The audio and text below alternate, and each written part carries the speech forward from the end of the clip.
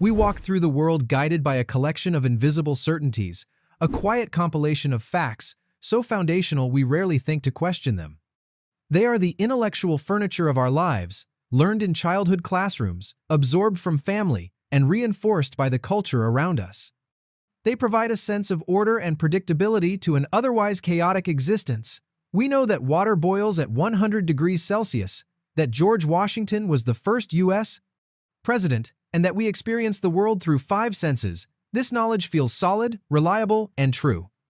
But what if some of the most fundamental pillars of this common knowledge are built not on solid rock, but on sand? Let's take that last one. You have 5 senses: sight, sound, smell, taste, and touch. It's a clean, elegant model, first codified by Aristotle over 2 millennia ago. It feels right. Yet, consider this. Close your eyes and touch your finger to the tip of your nose.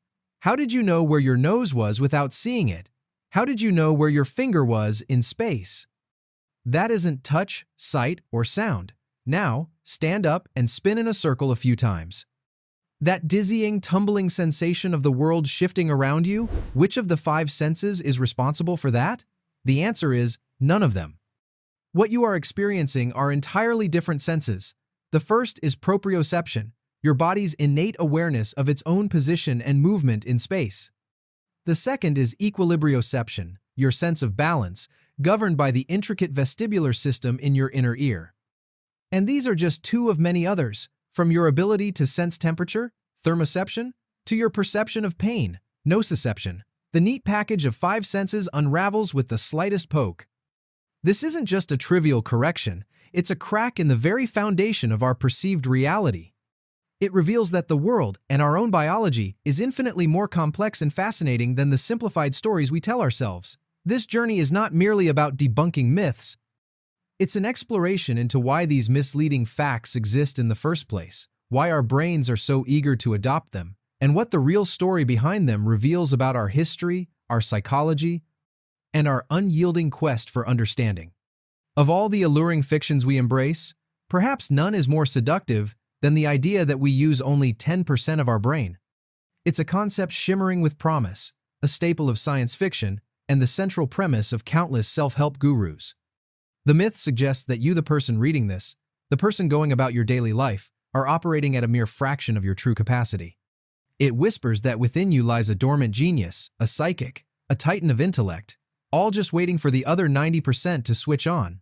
It's a profoundly hopeful idea, framing human limitation not as a fixed boundary, but as a temporary state of untapped potential. Who wouldn't want to believe that? The persistence of this myth is a testament to the power of a good story, because scientifically, it is unequivocally false. Modern neuroscience, with tools like functional magnetic resonance imaging, fMRI, and positron emission tomography, PET scans, has given us a window into the living, working brain. What these windows reveal is not a vast, dark, and silent continent with a few small pockets of light. Instead, they show an organ that is perpetually active. Even during sleep or simple rest, scans show activity coursing through different regions. Over a 24-hour period, you use virtually all of your brain. A better metaphor for brain function is not a storage disk that is only 10% full, but rather a house where all the rooms are in use. You don't have every light in the house on at the same time. That would be inefficient and chaotic. When you are cooking, the kitchen lights are on. When you are reading, the lights in the living room are on. When you are speaking, the areas responsible for language production and comprehension light up. When you are appreciating art, your visual and emotional centers are firing. The brain is a masterpiece of efficiency, allocating resources precisely where they are needed at any given moment. The idea that a massive 90% of it is simply doing nothing is not only wrong, it's an insult to the elegant, energy-intensive organ that defines our very being. The myth's origin is murky, often misattributed to Albert Einstein to lend it credibility, or traced back to misinterpretations of early, tentative neurological research from a century ago. It survives not because of evidence, but because it satisfies a deep human desire for hidden power and personal transformation. From the internal landscapes of our bodies and minds, we can turn to the grand narrative of history, only to find it is just as susceptible to compelling yet misleading simplifications. These are not just innocent misunderstandings. Often, they are stories crafted with a purpose, Images so powerful, they overwrite the far more complex truth. They are born from art, from strategy, from the need to create a symbol more potent than reality. Picture a Viking. The image that leaps to mind is almost certainly that of a hulking, bearded warrior, fierce and wild, with a magnificent helmet adorned with a pair of imposing horns. This image is everywhere in cartoons, in sports mascots, in films. It is the definitive visual shorthand for Viking. It is also a complete fabrication.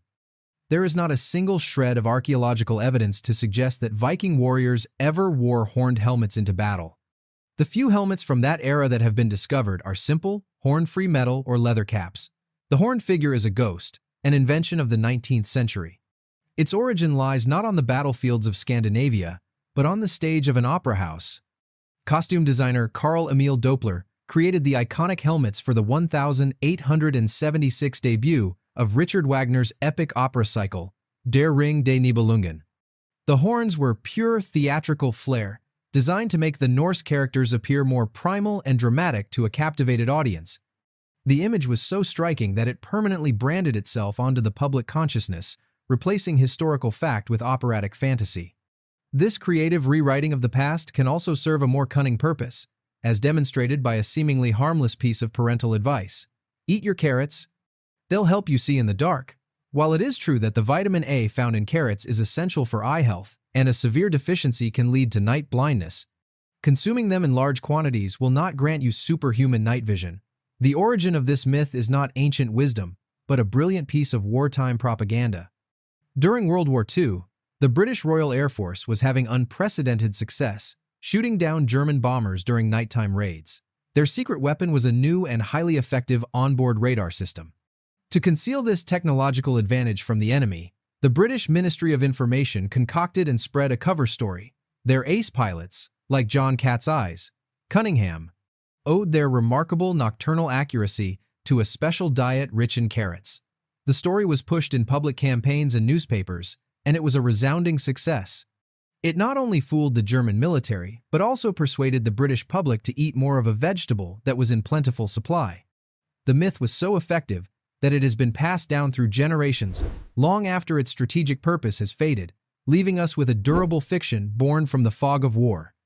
From the inner workings of our neurons to the battlefields of history, it becomes clear that many of our widely held facts are more like compelling folklore than verified truth. They are stories that are either easier to understand, more hopeful to believe, or more useful to a particular cause than the messy, nuanced reality. The five senses provide a tidy but incomplete map of our perception. The 10% brain myth offers a tantalizing key to unlocking hidden potential. The horned Viking and the night vision carrot provide us with a dramatic symbol and a clever tale, respectively. Each one, in its own way, is more satisfying than the complex truth it obscures. But the true value in exploring these fallacies is not simply in collecting corrected trivia to win an argument. The beauty lies not in the destination, but in the journey of discovery itself.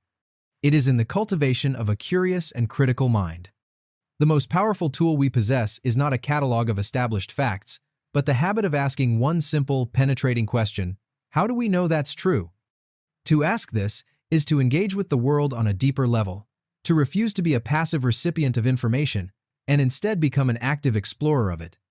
It requires humility, the willingness to accept that what we believe to be solid ground might, in fact, be a carefully constructed stage. These stories we tell ourselves, these misleading facts are ultimately a reflection of us. They reflect our desire for simplicity in the face of overwhelming complexity, our hope for transcendence, and our susceptibility to a well-crafted narrative. They show us that the human mind is not just a machine for processing data, but a loom for weaving stories. So, the final question is not about Vikings or carrots, it is about you. What other certainties do you hold? What other pillars of your own knowledge might just be a beautiful, convenient, or well-told story? And what might you discover about the world and about yourself if you begin to gently pull at their threads?